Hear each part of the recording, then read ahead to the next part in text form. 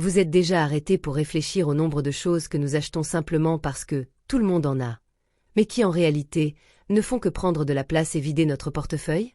Aujourd'hui, je vais vous montrer 12 objets pour la maison qui sont un vrai gaspillage d'argent, surtout si vous cherchez une vie de détachement, de légèreté et de minimalisme authentique. Et regardez, certains de ces objets sont peut-être déjà chez vous, et vous ne vous rendez même pas compte à quel point ils drainent votre budget et volent votre énergie.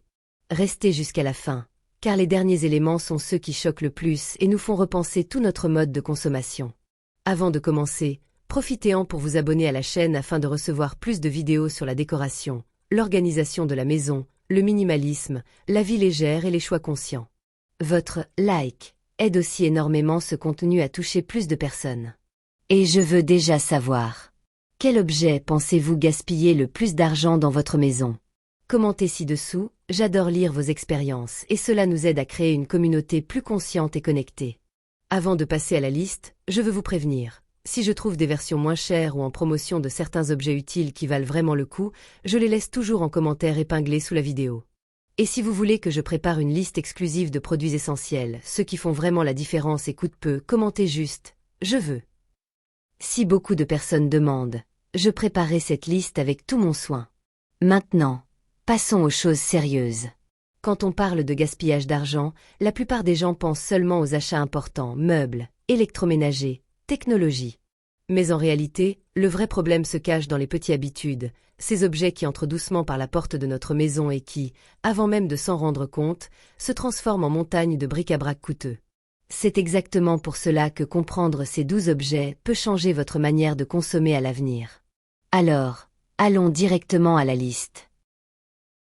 1. Appareil de cuisine, d'occasion.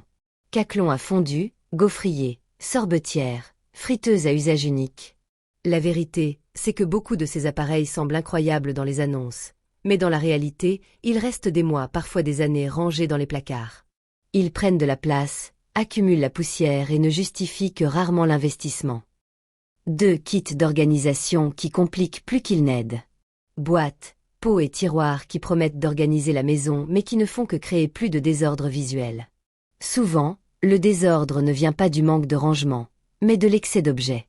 Acheter de l'organisation, sans se délester avant devient un cycle coûteux. 3. Serviettes, linge de lit et plaid en excès. Avoir des pièces supplémentaires est normal, mais accumuler des piles jamais utilisées est un pur gaspillage. En plus du coût, elles prennent beaucoup de place dans les placards et compliquent le choix de ce qui vaut vraiment la peine d'être utilisé. 4. Décorations impulsives et sans but. Bougies, tableaux, décorations thématiques, objets qui semblent jolis en magasin, et qui ne vont finalement avec rien dans la maison. Les objets décoratifs achetés sans intention deviennent rapidement un fardeau visuel et financier. 5. Tapis bon marché qui s'abîment vite. Les tapis de faible qualité donnent immédiatement une sensation de confort, mais se déchirent, se décolorent et se détériorent. On finit par en acheter un autre, puis un autre. Au final, cela coûte beaucoup plus cher que d'investir dans un bon tapis ou de ne simplement pas en avoir. 6. Ensemble de casseroles énormes. La plupart des gens utilisent toujours les mêmes 2 ou 3 casseroles. Acheter de grands ensembles semble avantageux, mais la moitié finit oubliée au fond du placard, prenant de la place et gaspillant de l'argent. 7. Linge de lit et de table, pour occasion spéciale. Ces pièces coûteuses que vous n'utilisez pas pour ne pas les abîmer. Le problème, elles restent rangées si longtemps qu'elles perdent leur utilité ou moisissent. Si ce n'est pas utilisé, c'est de l'argent immobilisé. 8. Électronique dont vous n'avez pas vraiment besoin. Enceinte, ampoule connectée, aspirateur robot, micro-ondes avec 500 fonctions. Pour ceux qui aiment et utilisent, parfait. Mais pour beaucoup, ces appareils deviennent des accessoires coûteux sans impact réel sur le quotidien. 9. Kits de beauté et spa à domicile. Brosse, masseur, appareil miracle. Beaucoup achètent sur un coup de tête, utilisent 1 ou 2 fois, puis rangent. Ces kits promettent praticité mais finissent par devenir des gadgets de salle de bain, coûteux. 10. Organisateurs de câbles, fils et accessoires technologiques. Cela semble utile, mais en réalité, le minimalisme technologique, avoir moins, résout beaucoup plus que d'organiser l'excès. Boîtes et étuis à câbles se multiplient, et le problème reste entier. 11. Verres, Mugs et coupes en trop grand nombre. La cuisine déborde et le placard semble toujours chaotique. Beaucoup achètent des verres parce qu'ils sont jolis, des mugs parce qu'ils sont mignons. Et au final, seuls 2 ou 3 objets préférés sont utilisés. Le reste devient une décoration coûteuse dans le placard. 12 produits de nettoyage spécialisés. Un produit pour le verre, un autre pour le bois, un pour l'inox, un pour la salle de bain, un pour la cabine de douche, un pour l'évier. Au final, il vous faut 3 produits, un multi-usage, un dégraissant et un pour le sol. Le reste n'est que marketing qui vide le portefeuille et encombre les placards. Quand on parle de gaspillage à la maison, il ne s'agit pas seulement d'argent qui part en fumée, il s'agit de quelque chose de bien plus grand, l'espace mental. Chaque objet qui entre dans notre maison demande un peu de notre énergie. Il faut le nettoyer, le ranger, s'en souvenir, l'organiser. Même si vous ne le remarquez pas, tout cela pèse. Le problème n'est pas d'avoir des choses.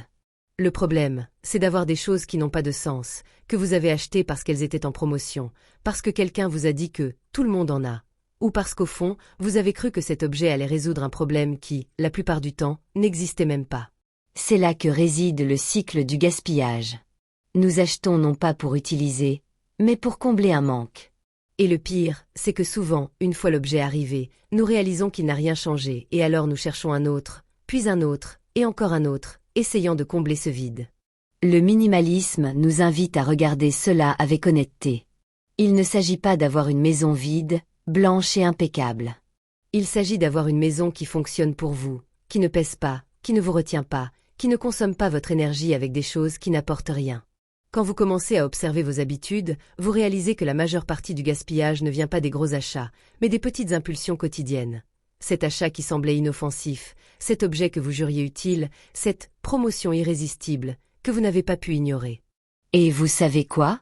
Presque toujours, ce que nous considérons comme nécessaire n'est qu'une habitude automatique. Ce que nous considérons comme normal n'est que quelque chose que nous avons appris en observant les autres. Et ce que nous appelons confort est, bien souvent, juste de l'accumulation. Quand vous commencez à enlever les excès, vous réalisez quelque chose de révélateur. Ce n'est pas vous qui avez besoin de plus d'espace, ce sont les objets qui doivent disparaître. Et ce processus de lâcher prise est beaucoup plus émotionnel que matériel. Parce que lorsque vous apprenez à vous détacher des objets inutiles, vous commencez aussi à vous détacher d'eux. La culpabilité, les attentes extérieures, les anciens schémas, les décisions impulsives. Cette sensation que vous devez suivre le rythme du monde. La maison change, et vous changez avec elle. À partir de là, chaque achat se pose une nouvelle question. Est-ce que cela améliore ma vie ou est-ce que cela occupe simplement de la place? Quand la réponse est sincère, vous découvrez que 80% de ce qui existe sur le marché ne sert à rien. Et les 20% qui comptent vraiment sont simples, pratiques et durables. Le minimalisme, c'est ça. Moins de choses à gérer, plus d'espace pour vivre.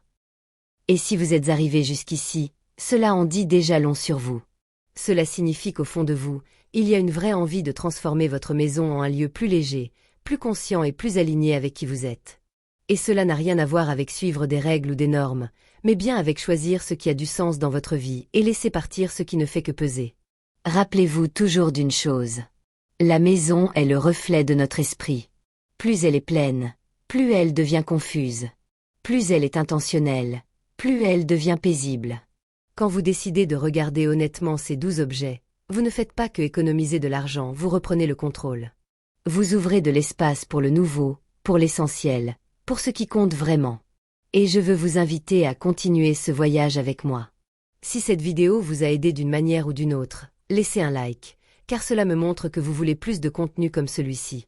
Abonnez-vous à la chaîne pour ne rien manquer et activez la cloche, car nous parlerons encore beaucoup de minimalisme, d'organisation et de choix intelligents qui transforment le quotidien. Maintenant, je veux vous entendre. Quel objet chez vous avez-vous réalisé aujourd'hui qu'il pourrait être un véritable gaspillage d'argent? Dites-le moi dans les commentaires, je lis tout avec attention et je réponds chaque fois que je peux. Et si vous voulez cette liste spéciale que j'ai mentionnée au début, il vous suffit de commenter « Je veux ». Merci d'être là, de consacrer ce temps à vous-même et à votre maison. On se retrouve dans la prochaine vidéo. Un bisou et à très vite. Marietta Fernandez, de décor casa.